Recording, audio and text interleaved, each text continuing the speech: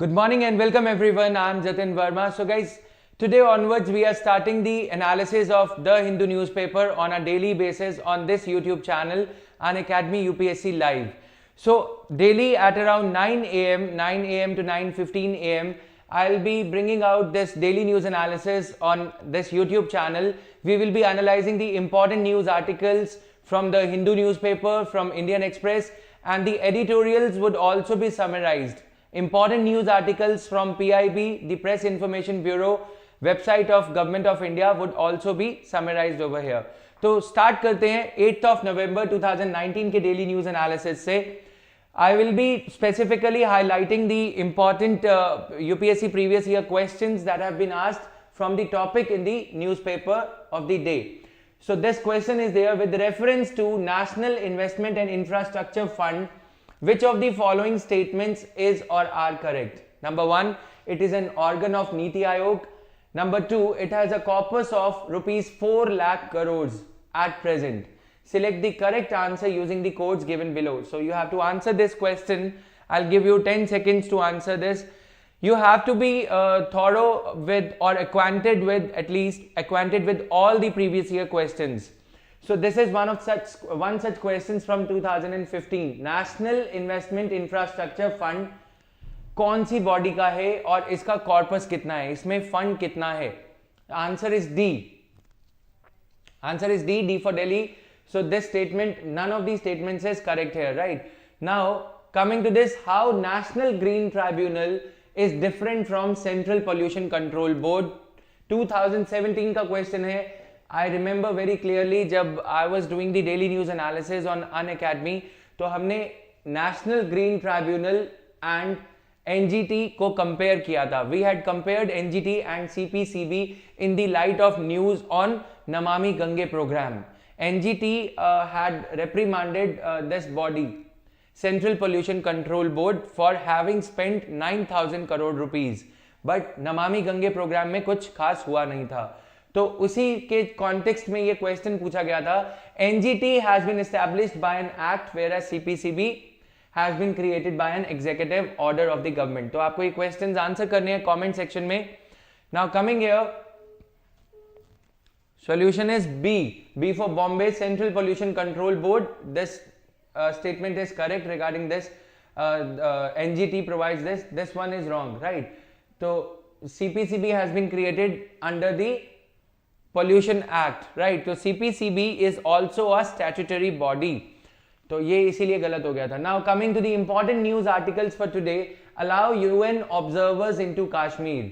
Finland के minister का ये कहना है कि एक यूनाइटेड नेशंस ऑब्जर्वर्स को article 370, the fact that article 370 has been abrogated in India, so in the light of that UN observers को कश्मीर में अलाउ किया जाए.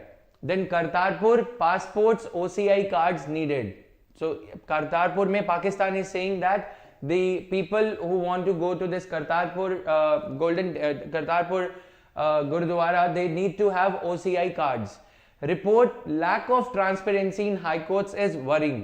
तो इस न्यूज आर्टिकल से स्टार्ट करेंगे first of all. Then these are the important remaining important news articles. कुछ articles आपके as I said press information bureau analysis में से भी we are going to deal with. Then editorials, significance of Feni River MOU between India and Bangladesh, real estate shelter, unwriting history, creating myths, all these things are there. Now coming here, lack of transparency in high courts is worrying. A new study by Vidhi Center for Legal Policy. If you are a regular reader of newspaper, Vidhi Center keeps on providing the research on NALSA, functioning of National Legal Services Authority, and it also keeps on coming up with alternate dispute resolution mechanisms. So Vidhi Center for Legal Policy has found that there is a yawning gap between judiciary's pronouncements on the RTI for the government. यानी कि judiciary RTI के लिए सरकार को तो फटकार लगाते रहती है. Judiciary keeps on reprimanding the government, but judiciary's own record of implementing RTI in the institution judiciary is very lackadaisical, is very poor. This report is a civil society effort, not for profit organization Vidhi Center. So study says the lack of good quality proactive disclosures by several high courts on their websites marks the failure of the high courts to discharge specific statutory obligations imposed under section 4 clause 1 subclause B of the Right to Information Act. Section 4 of the RTI Act deals with proactive disclosure. Section 4 ये कहता है कि बजाय इसके कि कोई citizen information demand करे, आपको खुद से अपनी वेबसाइट पे इंफॉर्मेशन को प्रोवाइड करना होगा. rather than somebody asking for the information through right to information application, the government institutions, the judicial institutions under RTI should themselves be proactively disclosing the information on their website. So section 4 government ने तो implement नहीं किया, लेकिन judicial high courts ने भी इस section 4 को अच्छे से इंप्लीमेंट नहीं किया है.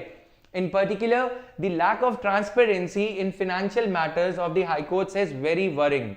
Most high courts do not proactively publish details about their budgets and expenditure. Most of the high courts are not proactively publishing the details. Even fewer high courts are willing to provide copies of their budgets and audit reports under the RTI Act. So they are not providing the copies of their budgets. High courts and Supreme Court of India, their expenditure is charged on the consolidated fund of India. That means Parliament does not have much control on what they are spending, how they are spending.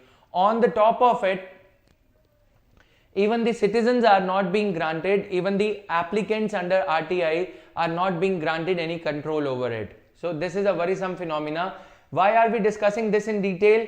Because 2020 will be the 15th year of RTI Act 2005. Okay, so this is RTI Act 2005. This is going to complete 15 years in 2019-2020. So that is why a question is expected on this act. Okay, critically analyze the functioning of it. Is judiciary equally implementing the RTI Act or not? So that is why these things are there. Then there are illegal clauses. Despite the RTI Act being crystal clear on the limits of delegated legislation, several high courts have included patently illegal clauses for their own convenience in the RTI rules. High courts ने अपनी सहूलियत के लिए RTI act में कुछ ऐसे illegal clauses को insert कर दिया है इंटरप्रिटेशन या रूल्स के जरिए, जो कि गैर कानूनन होंगे अगर हम आरटीआई एक्ट को एक प्लेन वेनिला रीडिंग दें तो. Now this report pointed out that despite section 8 of RTI act restricting the number of grounds for denying information to citizens, RTI का section 8 is like a black hole, यानी कि is like a dark tunnel. अगर आप इसमें कोई भी संस्था, कोई भी ऑर्गेनाइजेशन का नाम डाल देते हैं तो उस ऑर्गेनाइजेशन को कोई इंफॉर्मेशन प्रोवाइड नहीं करनी पड़ती. तो सेक्शन 8 में बावजूद इसके कि काफी सारी इसमें ये लिखा गया है कि ज्यादा ग्राउंड्स इसमें नहीं होने चाहिए, किन आधार पे इंफॉर्मेशन मांगी जाने वाली रिक्वेस्ट्स को नेग्लेक्ट या इग्नोर या फिर रिजेक्ट किया जा रहा है, वो लिमिटेड ग्राउंड्स हैं.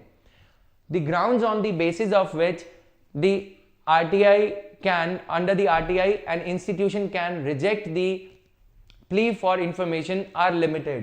बावजूद इसके हाई कोर्ट्स ने काफी ज्यादा और ग्राउंड्स इनकॉर्पोरेट कर दिए हैं जिनके बेसिस पे इंफॉर्मेशन को रिजेक्ट किया जा सकता है. High courts of Chhattisgarh and Jharkhand prescribe only court fee stamps.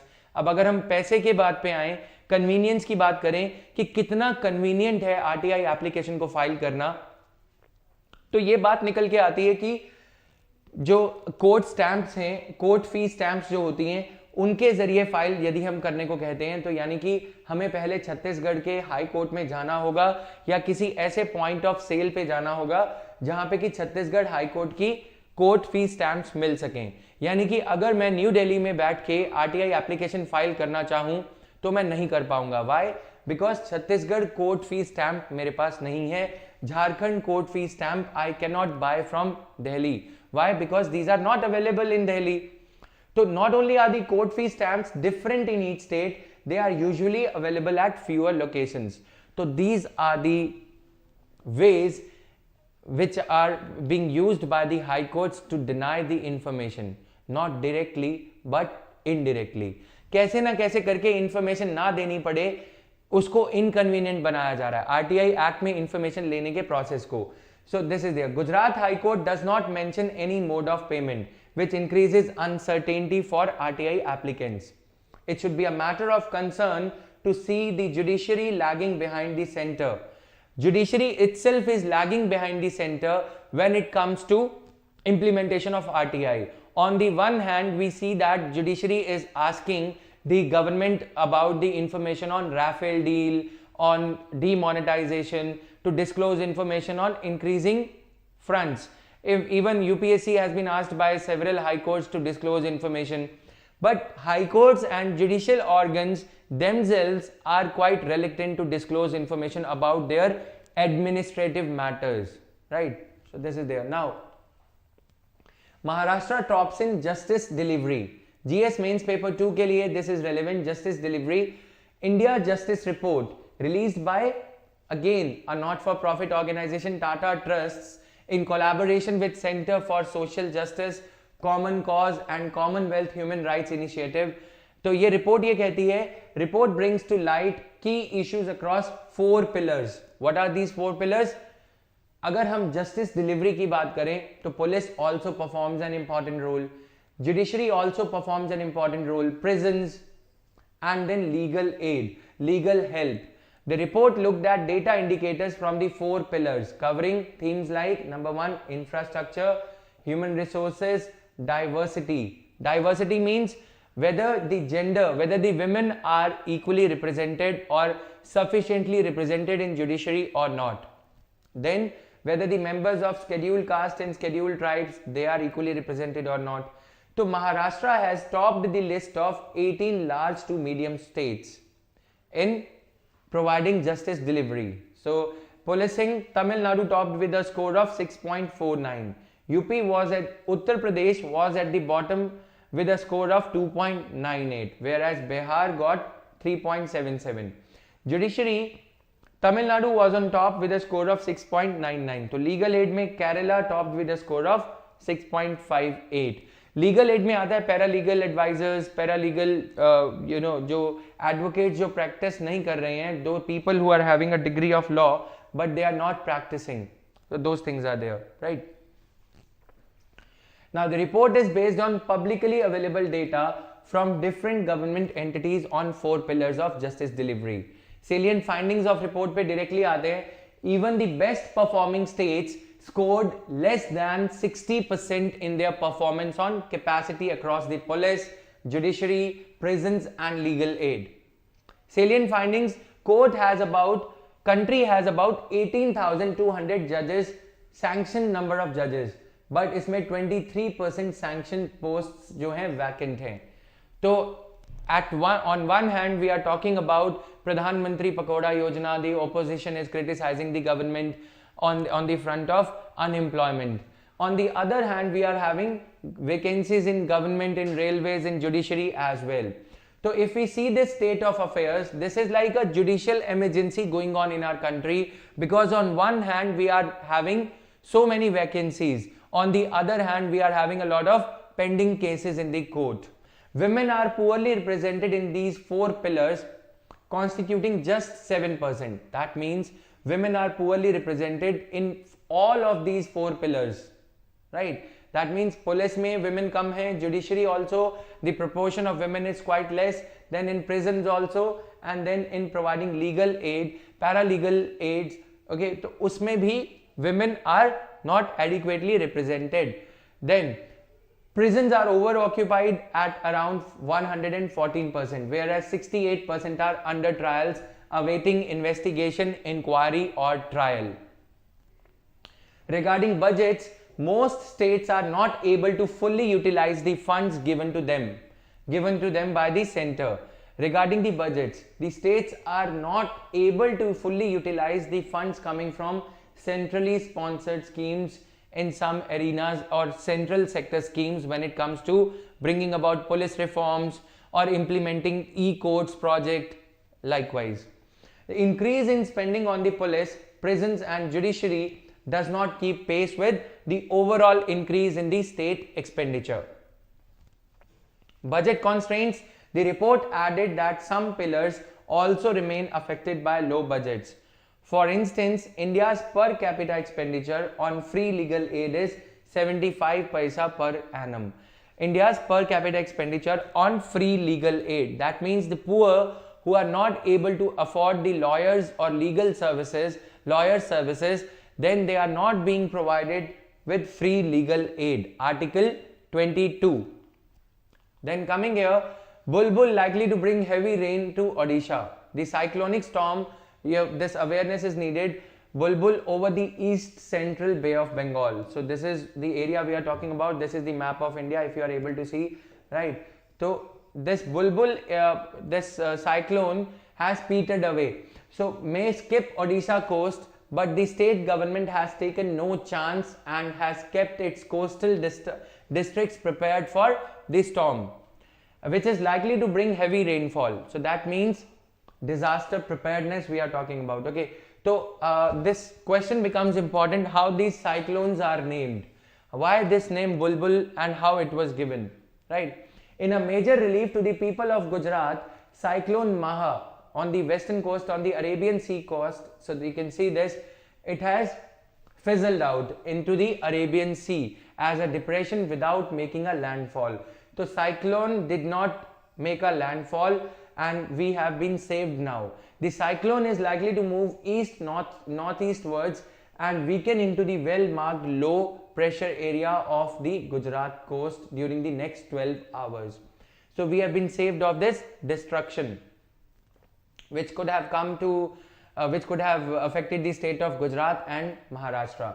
Now coming here, previous year question, the 2004 tsunami made people realize that mangroves can serve as a reliable safety hedge against coastal calamities. How do mangroves function as a safety hedge? How do mangroves, they function as a safety hedge against cyclones, against tsunami, right? So this is the question here. Mangrove swamps separate the human settlements from the sea by a wide zone in which people neither live nor venture out. So you can answer this question in the comment section provided here, so as to check your knowledge and understanding regarding mangroves, right? So this is there. Now allow UN observers into Kashmir. Finnish minister dismissing the members of European Parliament who visited Kashmir as lacking expertise. Finland minister is asking India to allow UN observers and Delhi-based diplomats of various countries to travel to the Union Territory of Kashmir and assess the situation there. Finland currently holds the EU Council presidency. So the voice emanating from Finland becomes even more important in the light of the fact that Finland is holding the EU Council presidency. Now the questions that become important for us, what is the criteria for getting elected as the president of EU Council, European Union Council? European Union Council is composed of ministers or countries. How many members are there? This becomes important for your prelims preparation. Finland's foreign minister Pekka Haavisto held meetings in New Delhi with external affairs minister and finance minister, right? He had raised concerns over the situation in Jammu and Kashmir, including about human rights, freedom of speech and expression, internet ban, etc. So this is just a factual news. India has been denying. India says that we do not want the interference of any third country, or be it USA or any other country or any organization, because this Kashmir issue, India says, is a bilateral issue between India and Pakistan. Now this is there. Observations made. Decision to revoke provisions of Article 370 that gave special status to Jammu and Kashmir was an internal issue and it should not be used against India. The recent terror attacks on civilians indicate that terrorism is not finished yet in Kashmir. So this is just for your factual awareness, right? Now coming here, way forward, it is high time for the Indian government, he said, to understand the implications of this visit and allow for more detailed visit by Indian members of parliament, journalists and other sections of society. Meanwhile, communication networks, be it internet, be it news media, should be restored. Then, government to revoke Atish Tasir's OCI card. So in this light, cutting across these facts and all, there are over 30 million overseas Indians. There are over 30 million. So living abroad and the remittance of close to $69 billion. यानी कि ये जो भारत मूल के वासी हैं, so OCIs, they are sending into India $39 billion annually by into the country. Okay, they can be categorized in three broad categories. What are these three broad categories? NRIs, PIOs and OCIs. A non-resident Indian is a citizen of India who has temporarily emigrated to another country for 6 months.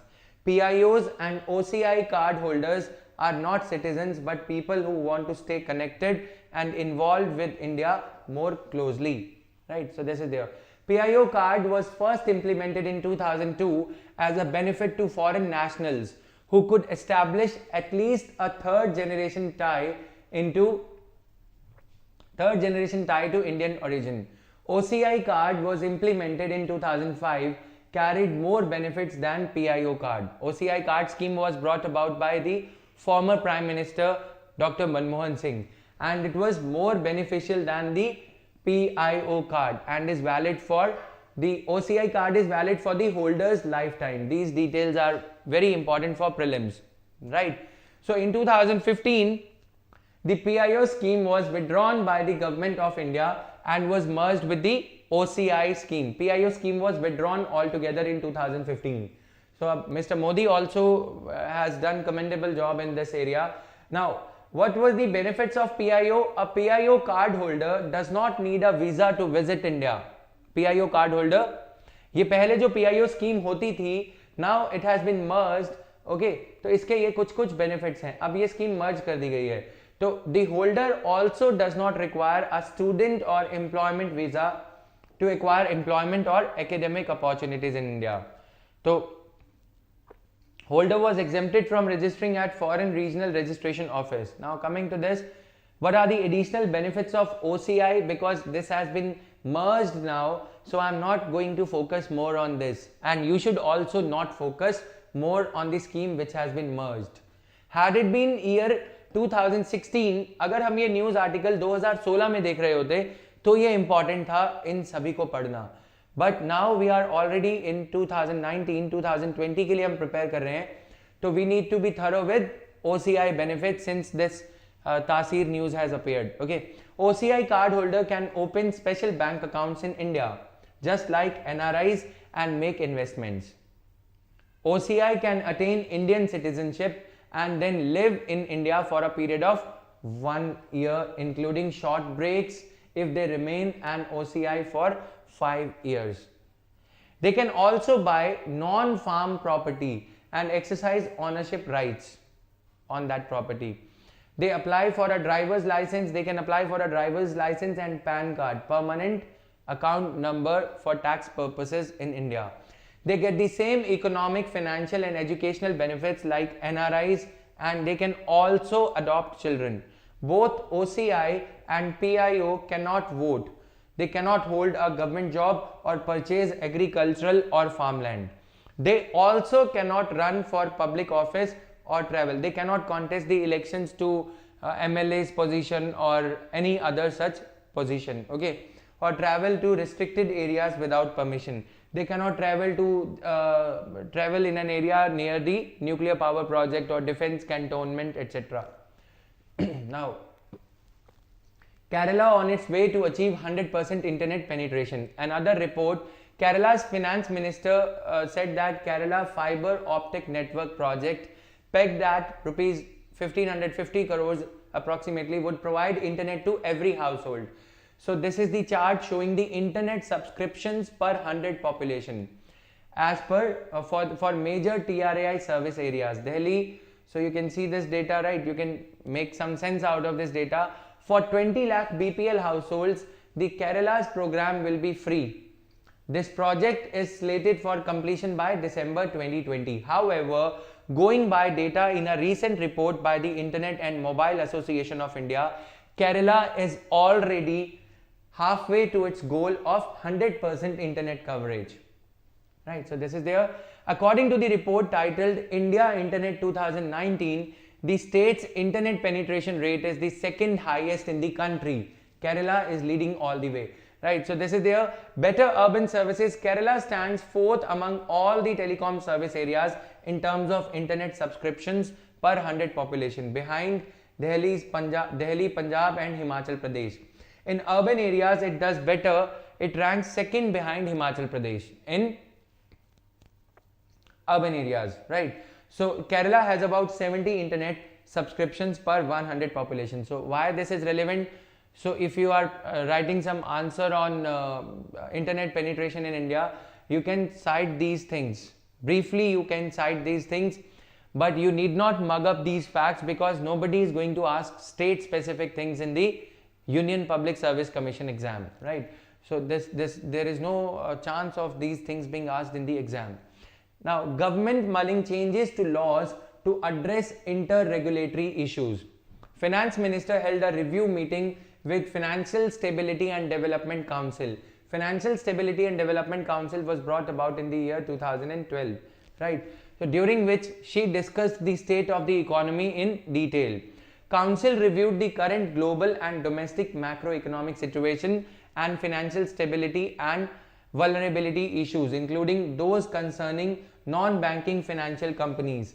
We all know that these non-banking financial companies are going through a liquidity crunch, so that's why their role was discussed, and credit rating agencies, okay, including the issues concerning the credit rating agencies, CRISIL, etc. The governor of RBI said the government was looking into making specific legislative amendments to address the inter-regulatory issues, including the multi-state cooperative societies. So regulators, inter-regulatory disputes that are there, the issues that are there. Suppose if SEBI is regulating one area of the market, from where the jurisdiction of RBI starts and from where the jurisdiction of another body IRDAI starts, Insurance Regulatory Development Authority of India. So these inter-regulatory disputes, they sometimes leads to the chink in the regulation also. These gaps in the regulation are exploited by the people, and then we see the scams like chit fund scam, Sarda chit fund scam, etc. Right. So the current state of NBFCs was discussed, and there were many NBFCs that were performing well. NBFCs are doing well. Now, RBI was monitoring the top 50 NBFCs, which represented roughly 75% of the asset size of NBFC sector, and held the regular interactions with them. So RBI was monitoring. As we have seen in the past few days, that RBI has created a special window, a special mechanism for these NBFCs to borrow money from banks, because banks have lent the money to non-banking financial companies for, let's say, 5 years, but NBFCs have lent the money that they had for 5 years, that they had borrowed for 5 years, for 7 long years. So there is a gap of time. Money, NBFC would be recovering that money after 7 years, but NBFC needs to pay that money to SBI or any other bank after 5 years. So this liquidity crunch, the cash crunch that they are facing, to resolve this, RBI has created a special window asking the banks to lend the money to fund this liquidity crunch for non-banking financial companies. Previous year question: with reference to the governance of public sector banking in India, consider the following statements. Capital infusion into public sector banks by the Government of India has steadily increased in the last decade. To put public sector banks in order, the merger of associate banks with the parent State Bank of India has been brought about. So which of the statements given above is or are correct? So as you can see here, nowhere the government or UPSC is asking you the factual information. They are checking whether you are regularly reading the newspaper or not. They are not asking about facts in these statements, right? So you have to prepare accordingly. Now, PIB news: Indonesian Navy bilateral maritime exercise Samudra Shakti progresses in Bay of Bengal. GS Mains Paper 3. So this is a factual news. I would make sure that we are covering the factual news from PIB as well.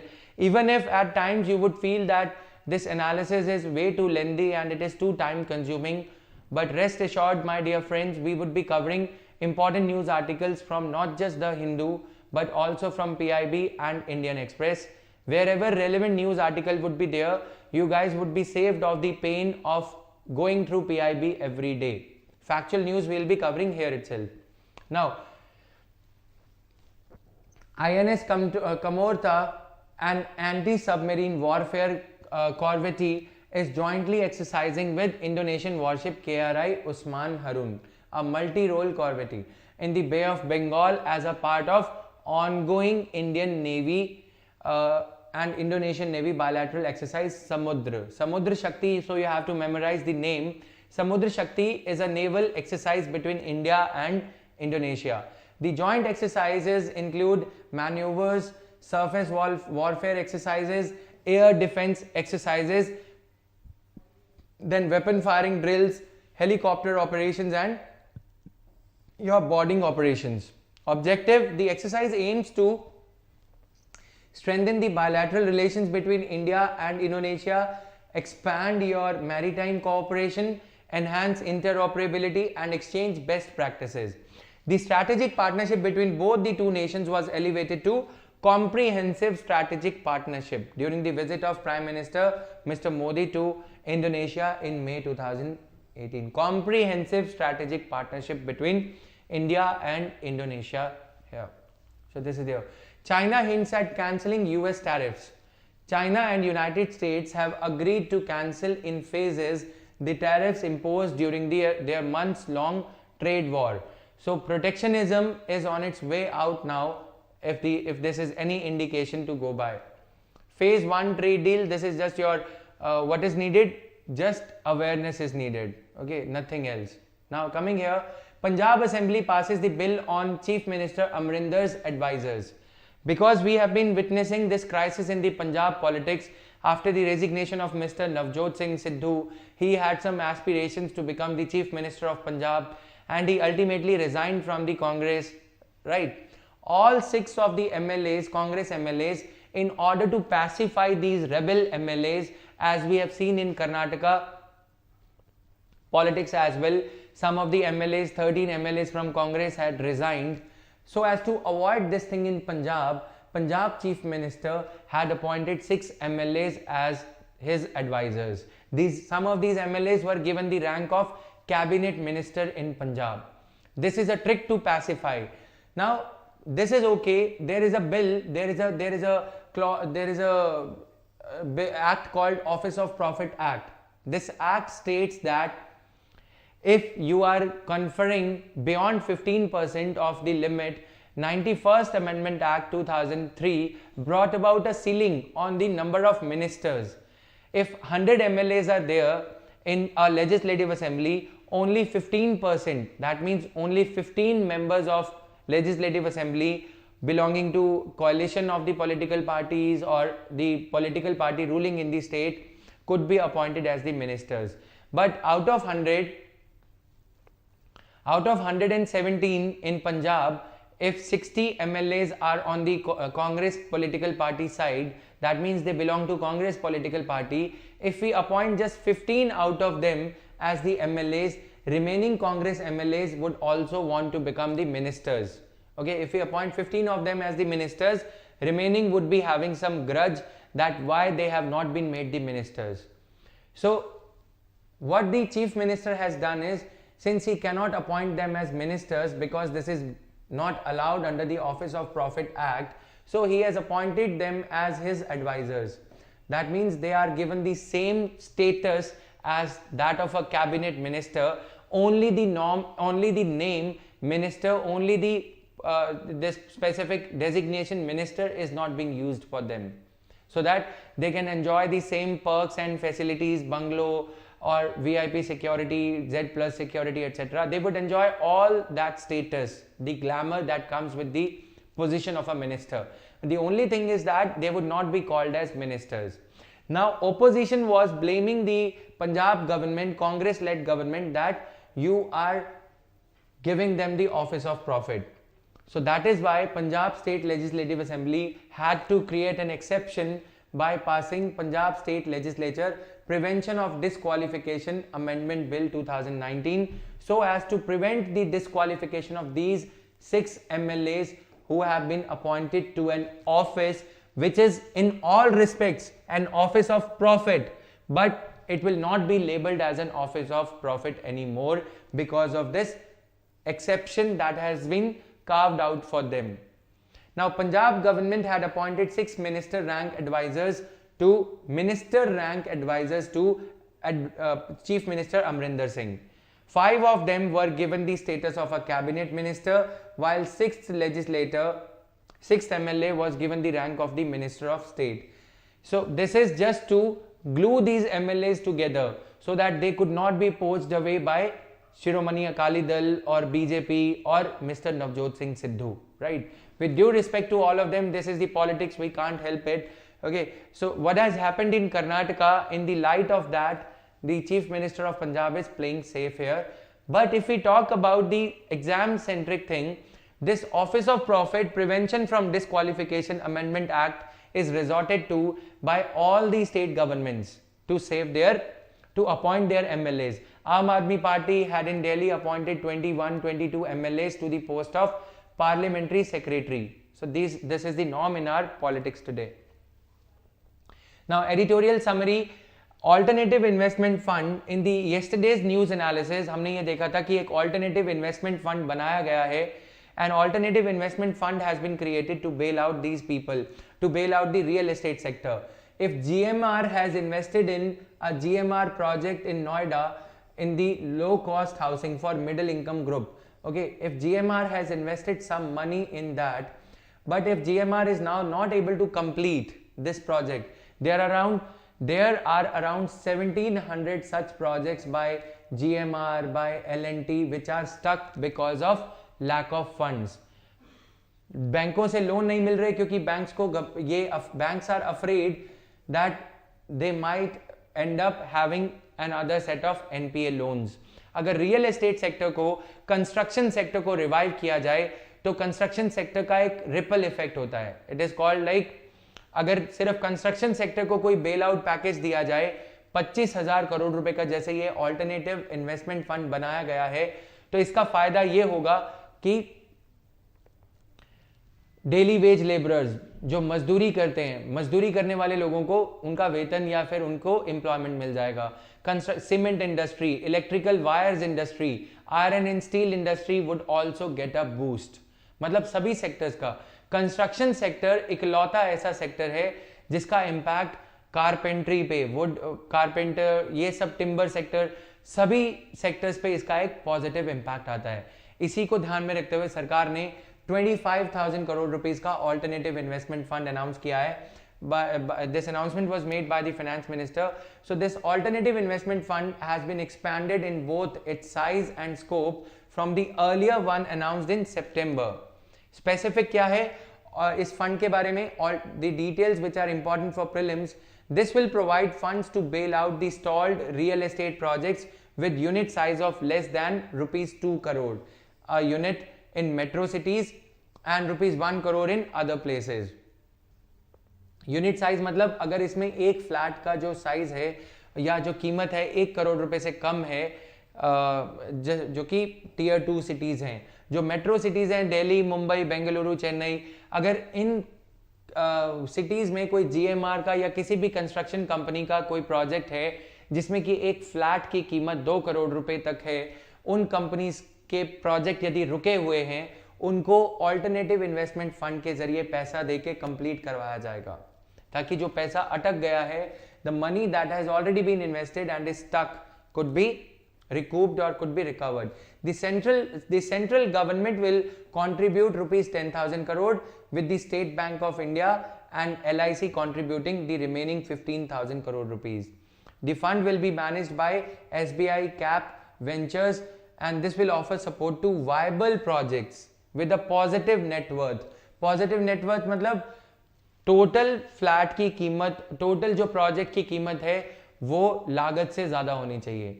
The net worth of the project should be more than the money that would be invested or that has already been invested into the project, right?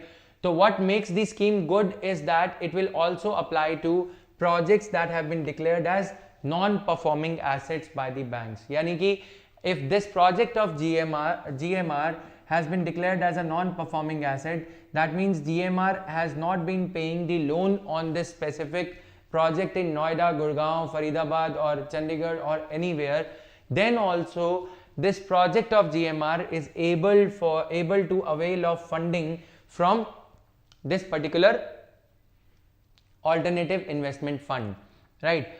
To those lined up, to the projects those lined up before the insolvency court, even the projects for which the company has been sued and the matter is pending before insolvency court to liquidate the building, to sell the building at whatever price it can, even then also it is eligible. Apart from the real estate promoters, this will also help lenders, mainly the finance companies and banks whose funds are locked up in these projects, right? What was the need for this proposal? Over 1600 projects involving around 4.5 lakh housing units are stalled for the want of funds. So now they would get the much needed funds from this alternative investment fund. There are also unsold units across the country with one market estimate putting their value at over 4 lakh crore rupees. Unsold units जो flat हैं, जो पूरा होने की कगार पे हैं, ऐसी बिल्डिंगें जिन्हें हम घोस्ट टाउन, घोस्ट बिल्डिंग्स कहते हैं, on the outskirts of cities, major metro cities, Bengaluru, Chennai, Mumbai, Delhi, तो ये कंप्लीट होने की कगार पे हैं, लेकिन कुछ पैसा ना मिलने की वजह से इनका काम रुक गया है, तो ऐसे में 4 लाख करोड़ रुपए अटके हुए हैं. Most of the stalled projects are solvent but stuck for liquidity, and with the support from the AIF now they can be completed, right? So this is there. Industries ranging from cement and steel to paints and sanitary ware stand to reap the benefits of a healthy real estate sector. To 25,000 crore rupees realty fund. Now the government is taking the concrete steps required to bail the economy out of the recession, duly applying the Keynesian theory of economy here. This is apart from the banks and financial institutions. While the AIF is a good idea, it is important that it is implemented without any glitches. Now there shouldn't be any further delay in lending the money to the companies which are eligible under the AIF. Too many good ideas have suffered due to bad implementation, right? So this is there. Now what lies ahead? So this is the part. The editorial says critical part will be identifying the genuine projects in the need of support and ensuring that biases do not creep in. Biases means not only the big companies like GMR or L&T should be able to get the money, but everybody cutting across the lines, across the without having the political connections of the big corporates having anything, should not be having anything to do with availment of funds out of this AIF. Also important will be attracting more investors into the AIF. Sovereign funds and other private investors have shown interest, so they can invest money into this alternative investment fund. That means ये 25,000, this 25,000 crore rupees should be seen as just a seed capital by the government and government entities. Rest of the money should be allowed to be invested from, or the AIF should try to attract more money from private equity firms or sovereign wealth funds, right? These need to be followed upon quickly. This interest of the private investors should be followed upon quickly, and money should be released from the AIF right away, so that the trickle down effect that we have talked about, यानी कि अगर आप 100 crore rupees construction sector में लगाते हैं तो उसका impact गरीब से गरीब आदमी के ऊपर भी आता है. This is called trickle down effect. The trickle down effect of construction sector is very good, right? So गरीब आदमी के हाथ में पैसा आ जाएगा basically. Along with the private money in the AIF, this will also come along with the private money in the AIF will also come return expectations that need to be managed. यानी कि अगर ये private investors AIF में पैसा लगाएंगे तो they will expect some return. The money they would expect some profit, or they would expect some rate of some attractive rate of interest to be paid out to them. The government, through its latest move of AIF and the RBI with successive rate cuts and liquidity infusion, have set the stage. Now the real estate industry has to contribute its part. So this is there. Now related facts, category 1 AIF क्या होता है? This AIF that has been created is category 2 AIF. Category 2 AIF, these funds are allowed to invest anywhere in any combination but cannot take debts except for day-to-day operation purposes. These include private equity funds and debt funds. Category 3 AIF, funds that make short-term investments and then sell, like the hedge funds come under this. Right? Category 1 AIF, venture capital funds including angel funds, SME, small and medium enterprises funds, social venture funds, infrastructure funds, ये category 1 में आते हैं. Category 3 में, as we have studied. So this is important for your prelims, because if you see these questions, the factual questions in last few years, they are asking you the minute details out of the important news articles like these one. Okay, so this was all in today's daily news analysis. How did you find it? How was it? So you can cite the feedback in the comment section. You can give your feedback. So we'll be coming with the daily news analysis every day. I'll be doing the daily The Hindu news analysis on this Unacademy YouTube channel. You can subscribe to this channel so that you daily get the alerts between 9 a.m. to 9:30 a.m. every day. You can find here this daily news analysis by me, Jatin Verma. Thank you guys. Bye-bye.